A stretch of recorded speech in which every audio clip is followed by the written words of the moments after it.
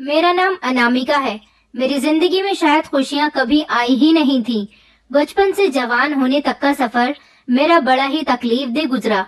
हर लड़की जैसे जैसे बड़ी होती है, उसके दिल में ना जाने कितने अरमान होते हैं, न जाने कितनी ख्वाहिशें होती हैं, और ना जाने उसकी आंखों में कितने सपने होते हैं जिन्हें वो पूरा करना चाहती है। लेकिन मेरी जिंदगी का मकसद सिर्फ एक यही था कि मैं अपनी जिंदगी सुकून से गुजार सकूं। न मेरी जिंदगी में कोई खुशी थी और ना ही कोई सुकून था। एक अजीब सी जिंदगी हो गई थी। मैं अपनी जिंदगी में खुशियां देखने के लिए तरस रही थी, पल पल मर रही थी कि ना जाने मुझे खुशियां कब नसीब होंगी। मगर शायद मुझे तो दुखों के लिए ही बनाया गया था। मैं 3 साल की थी जब मेरे पापा मुझे और मेरी मम्मी को इस दुनिया से छोड़कर चले गए थे। मैं अपने मम्मी पापा की इकलौती बेटी थी। हमारा कोई रिश्तेदार भी नहीं था, सिर्फ मेरे चाचा चाची के अलावा। मेरी मम्मी मेरी चाची की जेठानी थी। मेरे दादा दादी तो इस दुनिया में थे नहीं। ले देकर मेरे पापा का सिर्फ एक छोटा ही भाई था। मेरे मम्मी पापा ने बड़े अरमानों के साथ चाचा जी की शादी की थी और चाची को इस घर में लेकर आए थे। हम सब लोग एक साथ एक ही घर में रहते थे। फिर अचानक एक दिन मेरे पापा की एक्सीडेंट में मौत हो गई। सब कुछ बिल्कुल ठीक चल रहा था। मेरे पापा का काम बहुत अच्छा था, वो काफी सारे पैसे कमाया करते थे।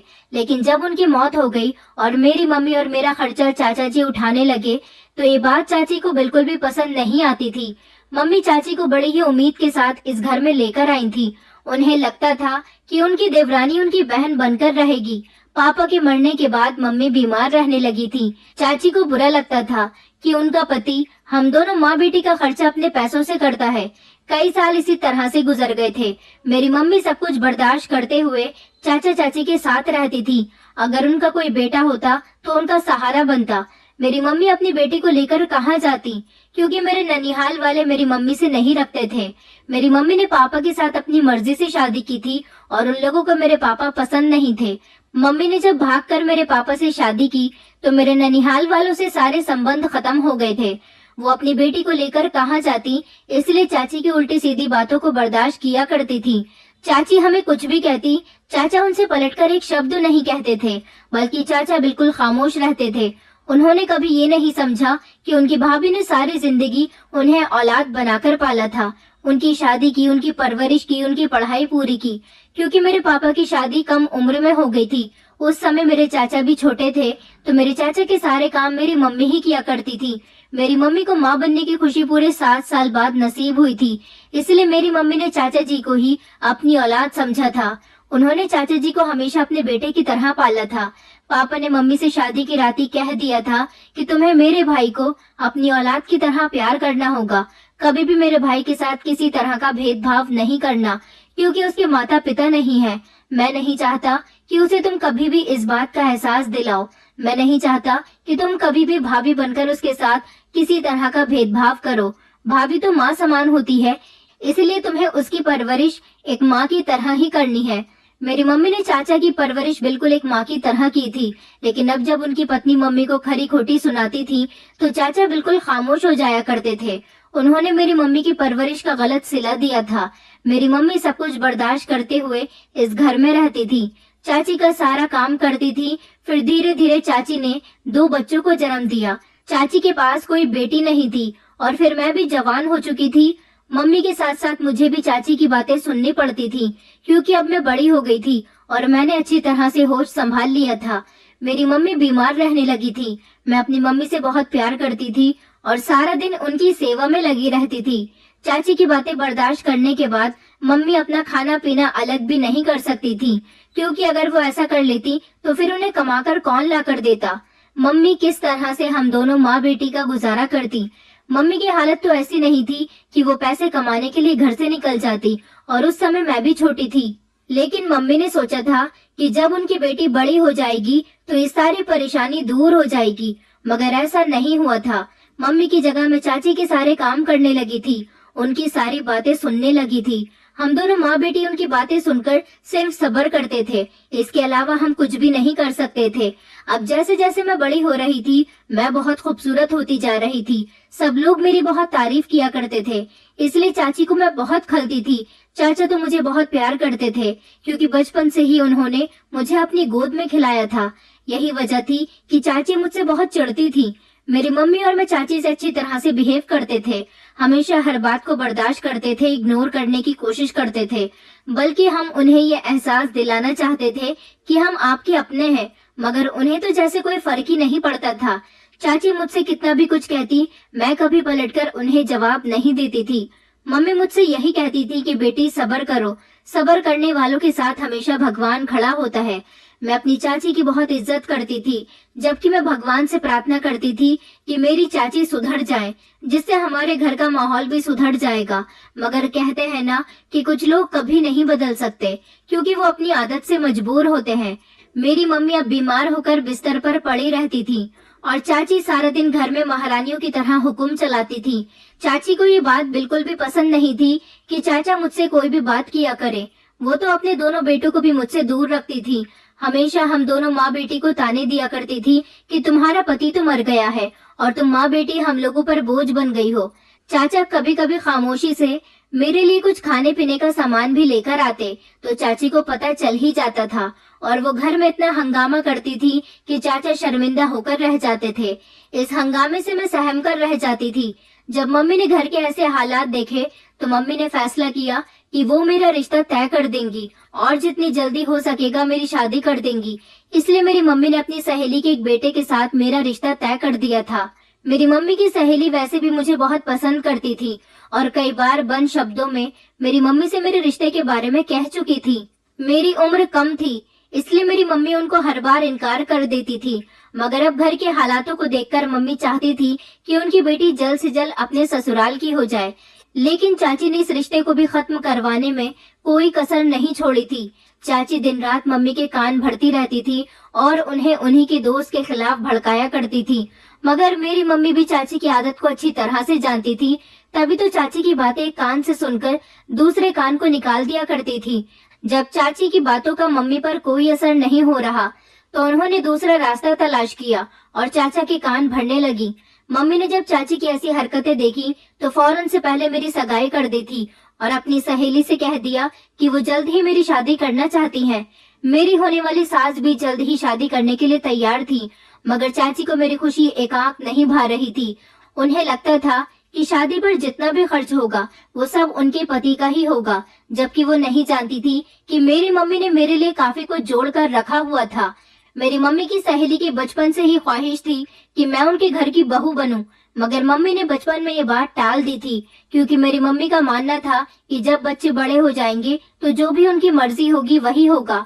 तभी उस समय मेरी मम्मी की सहेली भी खामोश हो गई थी। मगर अब एक बार फिर से मेरी मम्मी की सहेली हमारे घर पर मेरा रिश्ता मांगने के लिए आ गई थी, क्योंकि आंटी अब अपने बेटे की आंखों में मेरे लिए पसंदीदगी देखने लगी थी। उनका बेटा और मैं बचपन में एक ही स्कूल में जाते थे और वो कभी कभी हमारे घर भी आ जाता था। आंटी भी अपने बेटे की शादी कर देना चाहती थी। उन्होंने अपने बेटे से पूछा था कि अगर उसे कोई लड़की पसंद है तो वो बता दे। उसने मेरा नाम लिया था, इसलिए दोबारा से आंटी हमारे घर पर मेरा रिश्ता मांगने आ गई थी। मेरी मम्मी ने मुझसे मर्जी पूछी तो मैंने सब कुछ अपनी मम्मी पर छोड़ दिया था, क्योंकि मैं तो किसी को पसंद नहीं करती थी। जैसा वो मेरे लिए करती बेहतर ही होता। मुझे तो इस रिश्ते पर कोई ऐतराज नहीं था। मुझे भी उनका बेटा अच्छा लगता था। मेरे रिश्ता लग जाने से मैं बहुत खुश थी और मेरी यही खुशी चाची को बिल्कुल भी पसंद नहीं आ रही थी, क्योंकि मेरी मम्मी जब मेरा रिश्ता तय कर रही थी तो चाची ने कई बार मम्मी को मना किया, मगर मम्मी ने चाची की एक नहीं सुनी। तो चाची मेरे फियांसे के खिलाफ मेरे चाचा को भड़काने लगी। चाचा ने एक दो बार मम्मी से दबे दबे शब्दों में कुछ ऐसी बातें कही तो मम्मी समझ गई थी कि चाचा जी भी अपनी पत्नी की लगाई बुझाई में आ गए हैं। तो मेरी मम्मी ने मेरी सबसे पहले सगाई कर दी। शादी भी जल्दी ही करने को कह दिया था। जब चाची ने ये देखा कि उनके सारे प्लान फ्लॉप हो चुके हैं, फिर वो खामोश होकर बैठ गई, क्योंकि अब ऐसा करने के अलावा उनके पास दूसरा कोई चारा नहीं था। मगर जब मम्मी सो रही होती थी तब चाची मुझसे कहती थी कि जरूर तुम्हारा उस लड़के के साथ कोई चक्कर चल रहा होगा, तभी तो तुम्हारी माँ ने खामोशी से रिश्ता तय कर दिया, और यही वजह है कि इतनी जल्दी जल्दी में तुम्हारी शादी भी हो रही है। अभी तुम्हारी शादी करने की उम्र नहीं है, मगर तुम इन कामों में पड़ गई हो तो शादी होनी भी जरूरी है। मैं तो चाची की बात सुनकर दंग रह गई थी। मैं उनकी बात सुनकर रोती और उन्हें अपनी सफाइयां देने लगती। कहती कि चाची ऐसा कुछ भी नहीं है, मगर मेरी बात सुनकर चाची मुझे ताना कसती हुई नजरों से देखती थी और पूरी बात सुने बिना ही अपने कमरे में चली जाती थी। उनके जाने के बाद मैं बहुत रोती थी, मगर मम्मी को कुछ भी नहीं बताती थी, क्योंकि इस तरह चाची घर में हंगामा भी क्रिएट कर देती। इसी वजह से मैं चाची के दिन रात ताने सहती रहती। चाची मुझसे कहती कि मैं तुम्हारी करतूतें तुम्हारे चाचा को बता दूंगी, और मैं हक्का बक्का होकर उनकी शक्ल देखती रह जाती और सोचती कि मैंने ऐसा क्या कर दिया जो ये ऐसा कह रही है, मगर चाची को मैं कुछ भी नहीं कह सकती थी। दूसरी तरफ मम्मी की भी हमेशा तबीयत खराब रहती थी, इसलिए मैं उनको कुछ भी नहीं बताती थी। एक दिन मम्मी की इतनी ज्यादा तबीयत खराब हो गई कि उनकी सांस बहुत तेज तेज चलने लगी। मैं घबरा गई थी। मैं जल्दी से भागकर चाचा के कमरे में गई। उनके कमरे का दरवाजा बजाया तो चाची दरवाजे पर आई और कहने लगी कि क्या बात है, इतनी जोर जोर से दरवाजा क्यों पीट रही हो। मैंने कहा चाची, मम्मी की तबीयत बहुत ज्यादा खराब हो गई है, जल्दी से चाचा को भेज दीजिए, मम्मी को अस्पताल लेकर चलना है। चाची कहने लगी वो अभी सो रहे हैं और खामोशी से अपने कमरे में चले जाओ, हमें डिस्टर्ब करने की जरूरत नहीं है। मैं रोते हुए अपने कमरे में आ गई थी और अपनी माँ को संभालने की कोशिश कर रही थी, लेकिन मम्मी को तो ठीक तरह से सांस भी नहीं आ रही थी, वो तड़प रही थी। मैं दोबारा से चाचा के कमरे का दरवाजा पीटने लगी। अब की बार चाचा दरवाजे पर आए थे। मैंने उन्हें रो रो कर मम्मी की हालत के बारे में बताया तो हम दोनों मिलकर मम्मी को अस्पताल ले गए थे। हम जब अस्पताल पहुंचे तो डॉक्टर ने मम्मी को इमरजेंसी में एडमिट कर लिया था। मैं बार बार उस बंद दरवाजे को तक रही थी जिसके अंदर मेरी मम्मी को ले जाया गया था। थोड़ी देर के बाद डॉक्टर कमरे से बाहर आए और वो कहने लगे कि आप लोग पेशेंट के लिए प्रार्थना करें, हम तो अपनी कोशिश कर रहे हैं, शायद वो प्रार्थनाओं से ही ठीक हो जाए। डॉक्टर की बात सुनकर मैं फूट फूट कर रोने लगी। मेरी माँ की जिंदगी खतरे में थी और मैं कुछ भी नहीं कर पा रही थी। सारी रात इसी तरह रोते रोते गुजर गई थी। सुबह डॉक्टर ने आकर जो हमें खबर दी, उसे सुनकर मेरे पैरों तले से जमीन निकल गई थी और मुझ पर परेशानियों का पहाड़ टूट पड़ा था। मेरी मम्मी मुझे छोड़कर जा चुकी थी। मैं बुरी तरह से रोने लगी। डॉक्टर लाख कोशिशें करने के बावजूद भी मेरी मम्मी को नहीं बचा सके थे। मेरे पापा तो इस दुनिया से पहले ही जा चुके थे और अब मैंने अपनी मम्मी को भी खो दिया था। मेरी मम्मी का अंतिम संस्कार हो गया था और फिर जिंदगी पहले की तरह गुजरने लगी, बल्कि अब तो पहले से भी बदतर हो गई थी।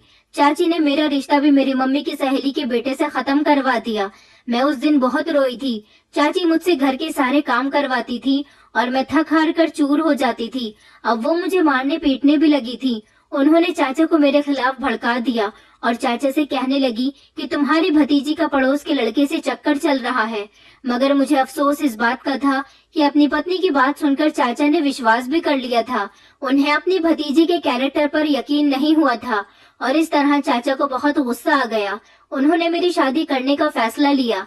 पहले तो वो लोग मेरा रिश्ता खत्म करवा चुके थे, लेकिन अब उनका कहना था कि वो मुझे शादी करके जल्द से जल्द इस घर से निकालना चाहते हैं।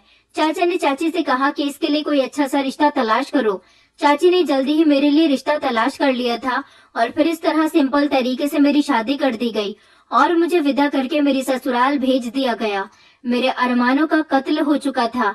जिस लड़के को मैं पसंद करती थी उसके साथ मेरी शादी नहीं हुई और न जाने ये किसके साथ इन्होंने मेरी शादी कर दी थी। मैं तो इसे जानती भी नहीं थी ये कौन था, कैसा था। बस खामोशी से अपने चाचा चाची की बात मानकर इस घर में आ गई थी, क्योंकि उनकी बात मानने के अलावा मेरे पास और कोई चारा भी नहीं था।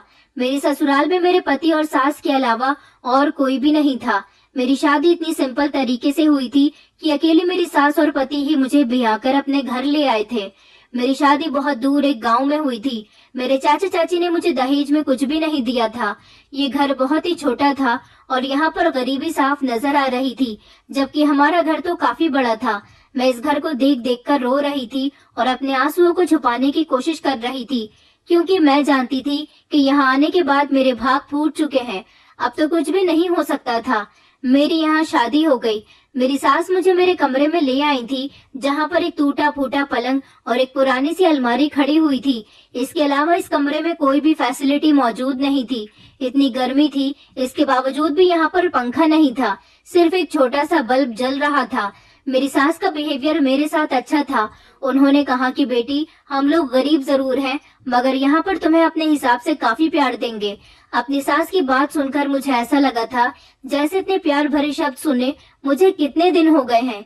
उनकी बात सुनकर मैं घर के हालात पर रोना भूल गई थी और मुझे अपनी सास की बात बहुत पसंद आई थी। उन्होंने मुझे प्यार से बहू नहीं बल्कि बेटी कहकर पुकारा था। मेरे दिमाग का बोझ अब कुछ हल्का हुआ था। अब मेरा अपने पति से मिलना रह गया था। काफी देर हो गई थी मुझे अपने पति का इंतजार करते हुए। मेरी सास मेरे कमरे से जा चुकी थी। थोड़ी ही देर गुजरी थी कि मुझे दरवाजा खुलने की आवाज आई। मैं सहम कर बैठ गई। कमरे के अंदर मेरा पति आया था। मेरा पति मेरे करीब आकर बैठ गया। उसने सबसे पहले मुझे मुंह दिखाई का गिफ्ट दिया। भले ही वो एक मामूली सा आर्टिफिशियल ज्वेलरी सेट था, मगर मेरे लिए किसी हीरे जवाहरात से कम नहीं था। मेरा पति मेरे हाथ पर हाथ रखकर कहने लगा कि तुम बहुत सुंदर हो, मैं तुम्हें सारी जिंदगी खुश रखूंगा। उसकी बात सुनकर मुझे एक अजीब सी खुशी महसूस हुई थी। मैंने सोचा था कि चलो अच्छा है, मुझे ससुराल तो अच्छी मिली है।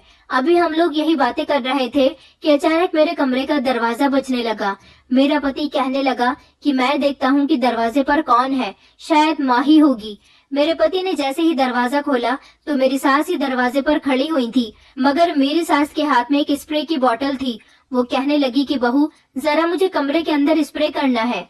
मैं हैरानी से अपनी सास की तरफ देखने लगी। उन्होंने कहा कि दरअसल हमारे गांव में बहुत मच्छर हैं और सबसे ज्यादा मच्छर तो हमारे घर में लगते हैं, क्योंकि हमारे घर के आसपास में पेड़ पौधे ज्यादा हैं। मेरी सास कहने लगी कि तुम बाहर चली जाओ, मैं कमरे में स्प्रे कर देती हूँ, क्योंकि मैं नहीं चाहती कि शादी की पहली रात ही मेरी शहर की रहने वाली बहू को मच्छर काट ले। तुम जानती होगी कि मच्छर के काटने से कितनी बीमारियां पैदा होती हैं। अपनी सास की बात मुझे बिल्कुल ठीक लग रही थी। ये बात तो सही है कि मच्छर काटने से काफी सारी बीमारियां हो जाती हैं।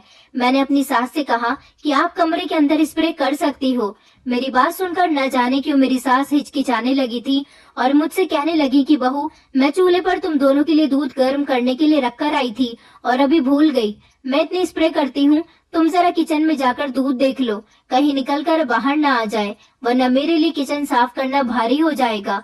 अपनी सास की बात पर हाँ करते हुए मैं कमरे से निकल गई थी और फिर मैं किचन में आ गई। ये छोटा सा किचन था, मगर ये देखकर मैं हैरान रह गई कि चूल्हे पर तो दूध था ही नहीं, यहाँ तक कि गैस तक ऑन नहीं था। मैं नजर दौड़ाकर चारों तरफ देखने लगी। मुझे लगा कि शायद मेरी सास को गलतफहमी हुई होगी। मैं अपने कपड़े संभालती हुई जैसे ही कमरे के अंदर गई तो मेरी सास कमरे के अंदर स्प्रे कर चुकी थी। कहने लगी, बहू, अब तुम आराम से सारी रात सोना, तुम दोनों को मच्छर नहीं काटेंगे। मेरा पति अपनी माँ को बड़ी गौर गौर से देख रहा था। मैंने कहा, मम्मी जी, किचन में तो चूल्हे पर दूध रखा हुआ ही नहीं था। पहले तो मेरी सास मेरी बात सुनकर कंफ्यूज होने लगी, फिर उसके बाद कहने लगी कि मैं भूल गई थी, शायद मुझे गलतफहमी हो गई कि मैं चूल्हे पर दूध रख कर आई हूँ। अच्छा चलो तुम लोग अब आराम से सो जाओ, काफी रात हो गई है। ये कहकर मेरी सास स्प्रे की बोतल हाथ में लेकर कमरे से बाहर निकल गई थी, जबकि मेरे पति ने कमरे का दरवाजा बंद कर लिया था। वो कहने लगे कि हाँ, हमारे घर में बहुत मच्छर हैं, बहुत ज्यादा परेशान करते हैं। पर मैं देख रही थी कि कमरे में एक या दो ही मच्छर दिखाई दे रहे थे, लेकिन बीमारियां पैदा करने के लिए तो ये भी काफी होते हैं। उसके बाद दोबारा से मेरा पति मेरे करीब आ गया, लेकिन अजीब बात ये थी कि अचानक मेरे पति को छींक आई। एक छींक आने के बाद मेरे पति को लगातार 7-8 छींकें आई थी। मुझे लगा शायद मेरे पति को जुकाम हो गया। मैंने अपने पति से कहा कि आप ठीक तो है ना। मैंने अपने पति को हाथ लगाते हुए ये बात कही थी कि अचानक मेरे पति ने मेरा हाथ झटक दिया। मैं अपने पति को देखकर हैरान रह गई। उसके बाद जो मेरे पति ने किया उसे देखकर मेरे होश उड़ गए थे, क्योंकि मेरा पति तो पागलों जैसी हरकतें करने लगा था। उसकी हरकतें बड़ी ही अजीब सी थी। पहले तो वो बिस्तर से उठकर खड़ा हुआ, फिर अपना सर झुकाकर उसने इधर उधर देखना शुरू कर दिया। ऐसा लग रहा था जैसे वो कुछ ढूंढ रहा है। वैसे भी कमरे में ज्यादा सामान मौजूद नहीं था। उसने बिस्तर पर रखे हुए तकिए उठाकर फेंकना शुरू कर दिए। मैं उसे देखकर डर गई थी। मैं उससे दूर भाग रही थी। उसके बाद उसने बिस्तर को ही उठाकर इधर उधर फेंकना शुरू कर दिया, पूरी चादर बिखेर दी और पलंग को भी उठाकर पीछे की तरफ धकेलने लगा। मेरे तो होश ही उड़ गए थे कि मेरा पति ये सब कुछ क्या कर रहा है। मैं जोर जोर से चिल्लाने लगी कि मम्मी जी, पर ऐसा लग रहा था जैसे मेरी सास गहरी नींद में सो गई हैं। उन्हें मेरी किसी बात की आवाज नहीं आ रही थी। मुझे अपने पति की ऐसी हरकतें देखकर बहुत अजीब लग रहा था। मेरे पति को ऐसा करते करते काफी देर हो गई थी और उसके बाद वो खुद ही जमीन पर लेटकर सो गया। अपने पति की ऐसी हरकतें देखकर मेरे होश उड़ गए थे। समझ नहीं आ रहा था कि अचानक मेरे पति को क्या हो गया था। फिर मैंने जब देखा कि मेरा पति गहरी नींद में सो चुका है, तो मैंने डरते सहमते पलंग पर दोबारा से बिस्तर सेट किया और मैं बिस्तर लगाकर लेट गई थी। लेकिन सारी रात मुझे डर के मारे नींद नहीं आई थी, क्योंकि मुझे अपने पति से डर लग रहा था। सुबह कहीं जाकर मेरी आधे घंटे के लिए आंख लगी थी। सुबह जब मैं सोकर उठी तो मैंने देखा कि मेरे पति का बिहेवियर मेरे साथ बिल्कुल नॉर्मल था। मैं ये देखकर चौंक गई थी, क्योंकि सुबह जब मेरी आंख खुली तो वो मुझे देखते ही कहने लगा कि मुझे बहुत तेज भूख लग रही है, प्लीज मेरे लिए चाय बना दो। माँ शायद पड़ोस वाले घर में गई हुई है। अपने पति की बात सुनकर मुझे कुछ तसल्ली हुई थी कि चलो अब मेरा पति कुछ नॉर्मल हो गया। मैं किचन में जाकर अपने पति के लिए चाय बनाने लगी थी और फिर हम दोनों पति पत्नी ने साथ मिलकर नाश्ता किया। लेकिन इस दौरान भी बार बार मेरा ध्यान अपने पति की रात वाली हरकत पर जा रहा था। मेरा पति अब तो मुझसे बहुत प्यार से बात कर रहा था। मेरा पति अपने काम पर जाने के लिए अब घर से निकल चुका था। थोड़ी देर के बाद मेरी सास ने मुझे घर के कामकाज के बारे में सब कुछ समझा दिया था और फिर हम दोनों सास बहू मिलकर घर की सफाई कर रहे थे। जब मैंने बातों ही बातों में अपनी सास को अपने पति की रात वाली हरकत के बारे में बताया और ये भी कहा कि मैं आपको जोर जोर से आवाज लगा रही थी, मगर आपने मेरी आवाज नहीं सुनी। मेरी सास कहने लगी, अच्छा मुझे तुम्हारी कोई आवाज नहीं आई। शायद आवाज इसीलिए नहीं आई थी क्योंकि मैं शादी की वजह से बहुत थक गई थी, इसलिए मुझे लेटते ही गहरी नींद आ गई थी। तुम इस बात को अपने दिमाग से निकाल दो। जरूर तुम्हें कोई गलतफहमी हुई है, मगर मुझे कोई गलतफहमी नहीं हुई थी, लेकिन फिर भी मैंने इस बात को इग्नोर कर दिया था। रात को जब मेरा पति आया तब भी उसका बिहेवियर बिल्कुल ठीक था। वो मुझसे बहुत प्यार से बात कर रहा था। मैंने उसे रात वाली हरकत के बारे में बताया तो उसने कहा कि मुझे याद नहीं, मैंने ये सब कुछ किया है, तुम मुझ पर इल्जाम लगा रही हो। फिर मैंने जल्दी से बात को बदल दिया कि कहीं मेरा पति मेरी इस बात का गलत मतलब ना निकाले, और फिर उससे थोड़ी सी प्यार भरी बात की तो उसका मूड बिल्कुल ठीक हो गया था। आज फिर से मेरी सास कमरे में आई और कहने लगी कि बहू, मैं कमरे में स्प्रे करने आई हूँ। मैंने कहा, मम्मी जी मच्छर तो मुझे कहीं भी नजर नहीं आ रहे। तो मेरी सास कहने लगी, अरे ऐसे कैसे नजर आएंगे, पेड़ पौधों की वजह से कोनों में छिप जाते हैं, जब रात को बत्ती बंद होती है तब नजर आते हैं। चलो मैं स्प्रे कर देती हूँ। अच्छा तुम एक काम करो, मैं घर का दरवाजा बंद करना भूल गई हूँ, जरा दरवाजा बंद करके आ जाओ। अपनी सास की बात पर मैं दरवाजा बंद करने चली गई थी। दरवाजा बंद करने के बाद जैसे ही मैं कमरे में आई तो मैंने देखा कि मेरे पति छींक रहे थे। मैंने उनकी तरफ देखते हुए कहा कि आपको क्या हो गया है। मेरी सास कहने लगी कि शायद जुकाम हो गया होगा। ये कहकर जल्दी से मेरी सास कमरे से निकल गई। उसके बाद मेरे पति ने कहा कि दरवाजा बंद कर लो, अब हमें सोना चाहिए, काफी रात हो गई है। मेरे पति इसी तरह से लगातार छींक रहे थे जब अचानक फिर से उन्होंने कल वाला रूप दिखाना शुरू कर दिया, जो कल रात वो दिखा चुके थे। मैं आज भी बहुत डर गई थी और जोर जोर से चिल्लाकर अपनी सास को आवाज लगा रही थी। मैं कमरे से बाहर निकलना चाह रही थी, मगर मेरा पति कमरे के दरवाजे के पास खड़ा हुआ दीवार पर जोर जोर से अपने घूंसे मार रहा था। मुझे उससे डर लग रहा था कि कहीं वो मुझ पर हाथ न उठा दे, मगर आज भी अपना काफी सारा पागलपन दिखाने के बाद मेरा पति खुद ही जमीन पर लेटकर सो गया था। मेरी समझ नहीं आ रहा था कि मेरे पति को आखिर क्या परेशानी है। सुबह उठकर मैंने जब अपनी सास से दोबारा से ये सब कुछ पूछा तो उन्होंने फिर से मेरी बात को इग्नोर कर दिया और कहने लगी कि तुम्हें गलतफहमी हुई है। मुझे गलतफहमी एक बार हो सकती है, मगर बार बार नहीं। फिर कुछ दिन इसी तरह से गुजर गए और हर बार मेरी सास यही कहती कि तुम्हें कोई गलतफहमी हो रही है। मेरे चाचा चाची तो शादी के बाद मुझसे मिलने ही नहीं आए थे। मैं भी उनके घर नहीं जाना चाहती थी। अब जो भी था जैसा भी था, यही मेरा अपना घर था। मेरी सास का नेचर मेरे साथ बहुत अच्छा था, जबकि पति का भी अच्छा रहता था। मेरे पति को जो कुछ भी होता था वो सिर्फ रात को ही होता था, लेकिन अब मैं देखने लगी थी कि मेरे पति की याददाश्त कमजोर होने लगी थी। वो अपनी चीजें रखकर भूल जाते थे। मैं अपने पति का बहुत ख्याल रखती थी। मेरे पति भले ही पागलपन दिखाते थे, मगर उन्होंने कभी मुझे नुकसान पहुंचाने की कोशिश नहीं की थी। हर रोज मेरे पति ऐसा ही करते थे, लेकिन अब मैं देख रही थी कि मेरे पति बीमार रहने लगे थे और काम पर भी नहीं जा रहे थे। मैंने कई बार अपनी सास से कहा कि हमें इनको डॉक्टर के पास लेकर जाना चाहिए, मगर मेरी सास कहती थी कि मेरे पास इतने पैसे नहीं हैं। मुझे शादी में कोई जेवर भी नहीं मिला था जो मैं वो बेचकर अपने पति का इलाज करवा लेती। मेरी समझ नहीं आ रहा था कि मैं क्या करूं। अब तो मेरे पति की हालत ऐसी हो गई थी कि वो बिस्तर से भी नहीं उठ रहे थे और मैं कुछ नहीं कर पा रही थी।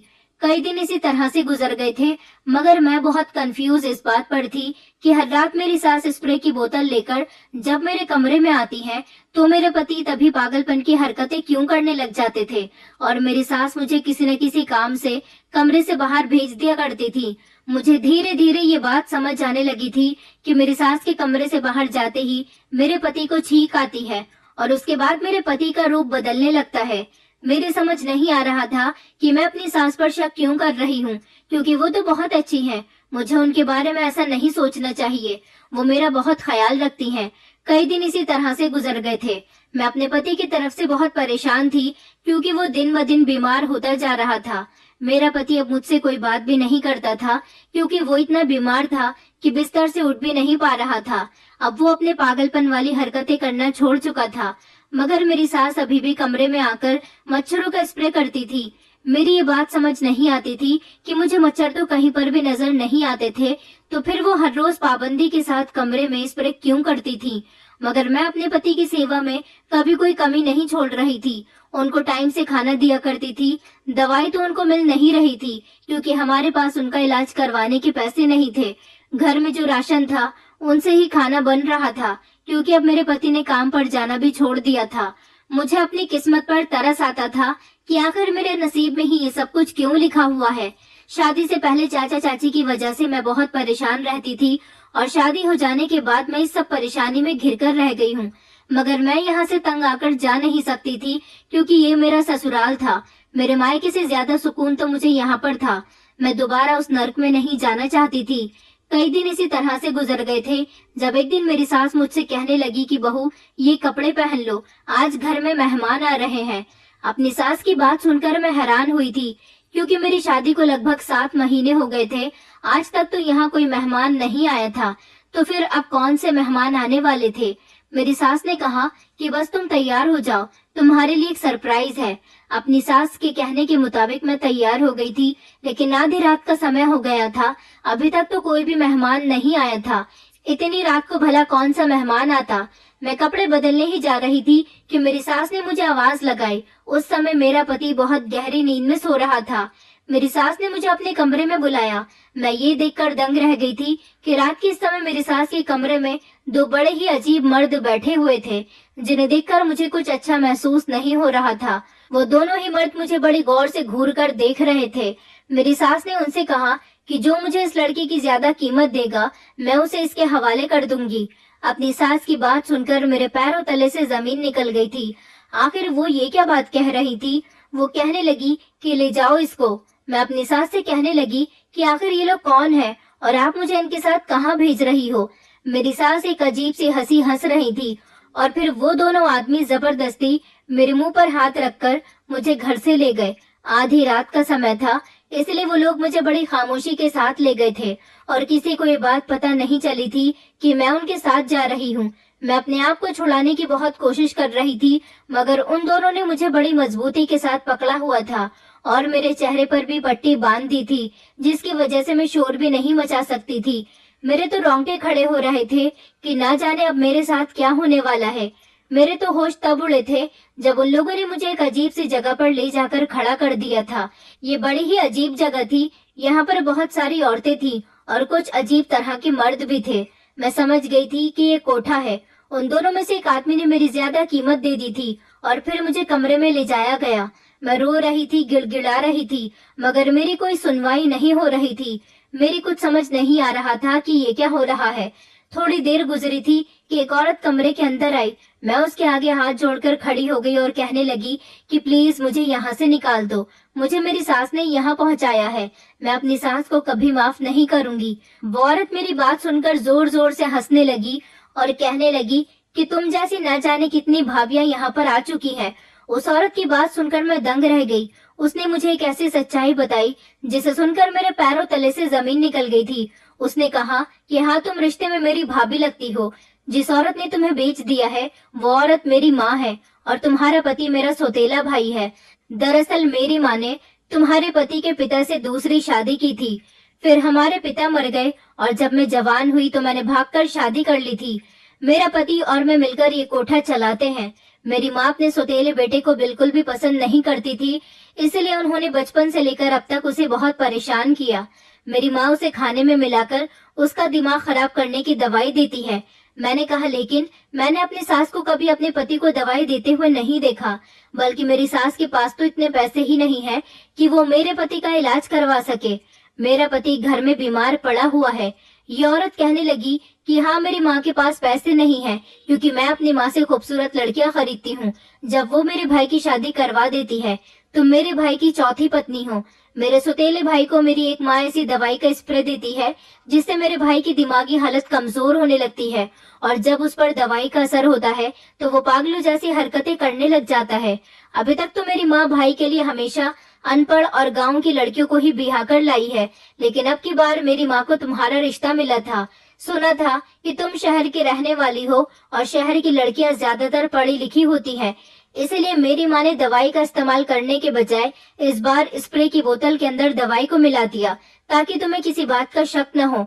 वो अपने सौतेले बेटे का इस्तेमाल करती हैं, उसकी शादियां करवाती हैं और मेरे भाई को इतनी तेज दवाइयां दी जाती हैं कि वो कुछ दिन बाद बीमार हो जाता है और वो अपनी बीमारी में लग जाता है और उसे पता ही नहीं चलता कि उसकी पत्नी कहाँ है।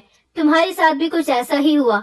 मेरी माँ ने दवाई का स्प्रे उस पर कर दिया जिसकी वजह से वो थोड़ी देर के बाद अपने होश खो बैठता था, लेकिन अब वो हमारे प्लान के मुताबिक बीमार हो गया और इसीलिए तुम्हें बेचने का भी समय आ गया। मैंने अपने आदमियों से तुम्हें यहाँ बुला लिया। अब तुम सारी जिंदगी इस कैद में रहकर यहाँ पर धंधा करोगी और इस तरह मुझे पैसे मिलेंगे। लड़कियां जितना भी धंधा करती हैं और उसमें जितने भी पैसे आते हैं वो मेरी माँ और मैं आधे आधे बांट लेते हैं। तुम्हारा पति तो अब इतना बीमार हो चुका है कि उसे पता ही नहीं चलेगा कि तुम उसको छोड़कर यहाँ आ गई हो। अब मेरी माँ पैसे मिलने के बाद कुछ दिन तक उसे स्प्रे वाली दवाई नहीं देंगी तो वो खुद ही ठीक हो जाएगा और जब वो ठीक होगा तो तुम्हें याद करेगा। फिर मेरी माँ उसे बताएगी कि वो लड़की तुम्हारी बीमारी से तंग आकर यहाँ से अपने मायके चली गई और अब वो तुम्हारे साथ नहीं रहना चाहती। हमने हर बार अपने भाई के दिल में इसी तरह से उसकी पत्नियों के खिलाफ नफरत पैदा कर दी। वो हर बार हमारे समझाने के मुताबिक शादी तो कर लेता है, मगर जब वो बीमार हो जाता है तो उसकी पत्नियां हम घर से उठा लेते हैं और फिर उनसे धंधा करवाते हैं। ये राज हर लड़की पर यहाँ आने के बाद ही खुलता है। और मैं भी तुम्हारी सास की बेटी हूँ। इकलौता लड़का सुनकर हर बार मेरे भाई को अच्छे रिश्ते मिले हैं। वो यही समझता है कि उसकी बीमारी की वजह से हर लड़की उसे छोड़कर चली जाती है। उसे इतनी हैवी डोज दी जाती है कि वो भूल जाता है कि पहले वाली पत्नी के साथ उसने क्या क्या किया था। उसकी याददाश्त इतनी कमजोर हो जाती है कि वो अपनी पुरानी पत्नियों को याद ही नहीं करता और नई पत्नी के साथ पागलपन वाली हरकतें शुरू कर देता है। कुछ तो मेरे भाई से डर जाती हैं और डर के मारे अपने मायके जाने की बात करती हैं, तो हमें जल्दबाजी में ही उन्हें यहाँ पर लाना पड़ता है। आज तक किसी को हमारी सच्चाई का पता नहीं चला। अब तुम खामोशी से यहाँ धंधा करो, ज्यादा होशियारी करने की कोशिश मत करना। इस औरत की बात सुनकर मेरे पैरों तले से जमीन निकल गई थी। मेरी समझ नहीं आ रहा था कि मैं क्या करूं। इसका मतलब ये था कि मेरा पति सही इंसान था और ये लोग उसका फायदा उठा रहे थे। ये लोग ना जाने कितनी लड़कियों की जिंदगी बर्बाद कर चुकी थी। मुझे अपनी किस्मत पर बहुत रोना आ रहा था। ये औरत अपनी बात पूरी करने के बाद कमरे से बाहर निकल गई थी। मैं बैठकर फूट फूट कर रो रही थी। मेरी समझ नहीं आ रहा था मैं यहाँ से कैसे बाहर निकलूं। तभी फिर अचानक मेरी नजर कमरे में खुलने वाली एक खिड़की पर गई। ये खिड़की बाहर की तरफ खुल रही थी। भले ही ये दूसरी मंजिल पर बनी हुई थी, मगर मुझे कुछ भी करके यहाँ से भागना था।